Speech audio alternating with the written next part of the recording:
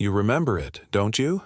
The hum of tires on gravel, the warm breeze on your face, and the thrill of pedaling into the unknown. Just you and a mate on worn-out Raleighs, no helmets, no phones, just the world at your feet.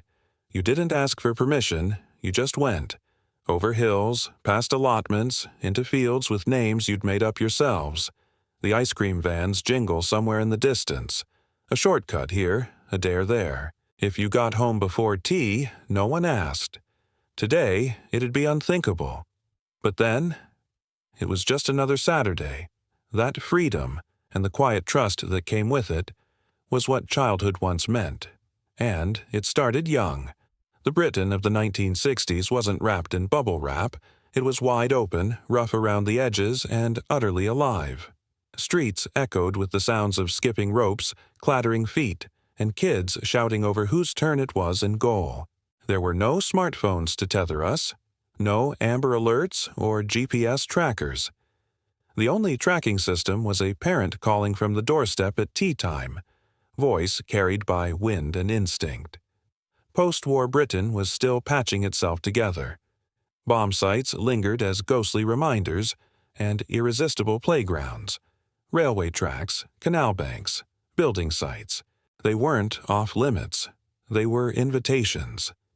You were expected to come home dirty, tired, and a little braver than you left. Parents weren't being careless. They trusted us to get on with it. Go out and get some fresh air, they'd say, barely glancing up from the ironing or the telly. That wasn't neglect. It was the way things were. You learned through scraped knees, not screen time. And the world, dangerous as it sometimes was, felt like it belonged to us. Because in many ways, it did. It's hard to believe now, but back in the 60s, we lived a kind of freedom that would send today's parents into a panic. Here are 15 things that were completely normal then, and almost unthinkable now. 1. Riding bikes without helmets across towns. We'd pedal miles on wobbly old bikes with no gears, no brakes worth mentioning, and certainly no helmets. Roads were ours to explore, and as long as we looked both ways, usually, we were fine. 2. Going to the shops alone with handwritten lists and coins, Mum would hand you a scrap of paper and some change, and off you went. Maybe 6 years old, to fetch OXO cubes and a pint of milk. You memorized the route. You learned responsibility. 3. Making dens in woods or bomb sites, completely unsupervised. With old doors, rusty nails, and whatever wood we could nick from the back of the builder's yard, we built castles. Nobody checked for tetanus. It was our kingdom. 4. Lighting fires or playing with matches. Yes, really. We weren't arsonists, just fascinated. Bonfires, candle wax, bits of paper. The ritual of it was thrilling. Dangerous, certainly, but somehow it was a rite of passage. 5. Drinking from the garden hose or public fountains. Bottled water. That was for posh people or emergencies.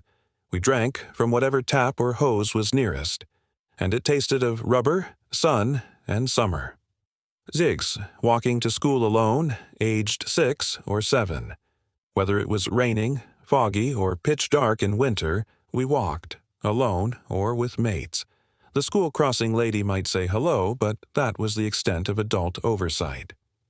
7. Collecting glass bottles to exchange for sweets or pennies. There was treasure in the hedgerows.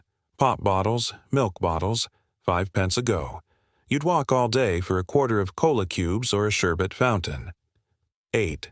Playing street football until the sun went down. No goalposts, just jumpers. No referee, just loud debates. Games stopped only when someone's mum shouted, "Dinner," from a window, or the sky turned purple. 9. Going into friends' houses without calling first, you'd knock once, or not at all. "Is Kev in?"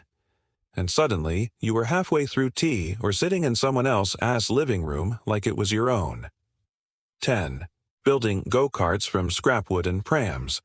With nails, rope, and an old pushchair wheel, we'd build speed machines. No brakes, no helmets. but that first push downhill felt like freedom on wheels. 11. Taking the bus or train solo to visit Granny crumpled ticket in your coat pocket, and a warning to mind your manners. By the time you got to Gran's, you felt half-grown. 12. Being left in the car while parents' shopped windows cracked open a smidge, you'd sit and wait, sometimes with a sibling. No iPads, just your own thoughts and maybe a copy of the Beano. 13. Watching TV shows with very adult themes. No filters. There were only a few channels and they didn't cater to kids. You watched what your parents watched, from gritty dramas to war films. Nobody explained it, but you soaked it in. 14. Making prank calls from public phone boxes, dial a random number. Muffled giggles. Hang up quick. You'd wait, heart-pounding, convinced Scotland Yard would show up at your door. They never did. 15. Sitting on laps in the front seat of a moving car, seatbelts. Optional. Safety laws. Still evolving. If you were little, someone might just pop you on their knee as they drove. And off you went, waving at strangers like royalty. Looking back, it's a miracle we made it through. But oh, what a time to be a kid. These weren't just activities. They were small acts of trust, adventure, and independence. And somehow, they taught us more than we realized. Looking back now, it's remarkable how much we were expected to handle on our own. Those freedoms weren't just for fun. They were lessons in disguise. If you fell off your bike, you got back on. If you argued with a mate, you worked it out yourselves. We learned bravery not by being told we were brave, but by doing things that demanded it. There was a sense that childhood was a training ground for real life, and you had to toughen up early. But it wasn't perfect. Some kids slipped through the cracks. A lack of supervision sometimes meant a lack of support. The war was still a recent memory, and many parents carried quiet burdens. Trauma, loss, financial struggle. Love could be practical rather than spoken, and tenderness wasn't always easy to show. Even so, those years shaped us. We carry their echoes in our confidence, our resilience, and our ability to laugh at the scars we've collected along the way. There was joy in discovering limits, and occasionally smashing straight through them. The freedom may seem reckless now, but to us, it felt like life itself. And that sense of adventure didn't end there. It led us into a very different world. These days, childhood comes with notifications. Every move can be monitored, every misstep predicted. Parents have apps, alarms, cameras, all in the name of safety. And yes, perhaps children are more protected now. But something quieter has been lost. That bone-deep feeling of freedom. The thrill of being out of sight, out of reach, and entirely in your own world. Were we reckless or just trusted more? Maybe both. But one thing's certain. Growing up in the 60s meant testing limits, finding your own way, and learning who you were without someone watching. And that kind of freedom, it lingers for life.